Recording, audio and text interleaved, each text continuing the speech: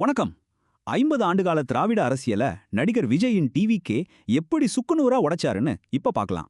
பல தசாப்தங்களா திமுக அதிமுகன்னு இருந்த ஆதிக்கத்தை 2026 தேர்தல் எப்படி முற்றிலுமா மாத்துச்சுன்னு நீங்க கண்டிப்பா யோசிக்கலாம்.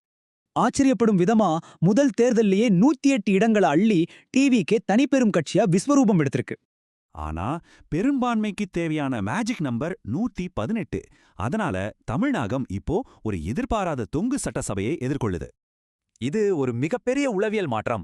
திமுக vs அதிமுகன்ற களத்தை விஜய் vs ஸ்டாலின் அவர் மாத்திட்டாரு. ஸ்டாலின் தன்னோட பழைய நலத்திட்டங்களை நம்பினாரு. ஆனா விஜய் ஆளுங்க கட்சிக்கு எதிரான ஒரு புதிய மாற்று சக்தியா உருவெடுத்தாரு. ஆளும் திமுக மக்கள்கிட்ட இருந்த உணர்வுபூர்வமான தொடர்பை இழந்ததும் மக்கள் ஒரு மாற்றத்தை எதிர்பார்த்ததும் தான் அவங்களுக்கு மிகப்பெரிய சறுக்கல். குறிப்பா இளைஞர்களும் நகர்ப்புற வாக்காளர்களும் தான் இந்த மாற்றத்தின் நாயகர்கள். அவங்க ஒட்டுமொத்தமா ஒரு புதிய முகத்தை நம்பி வந்துட்டாங்க. இது ஏதோ ஒரு பகுதியில நடந்த மேஜிக் இல்ல. வடக்கு மத்திய தெற்குன்னு தமிழகம் முழுக்க டிவிக்கே கொடி பார்க்குது.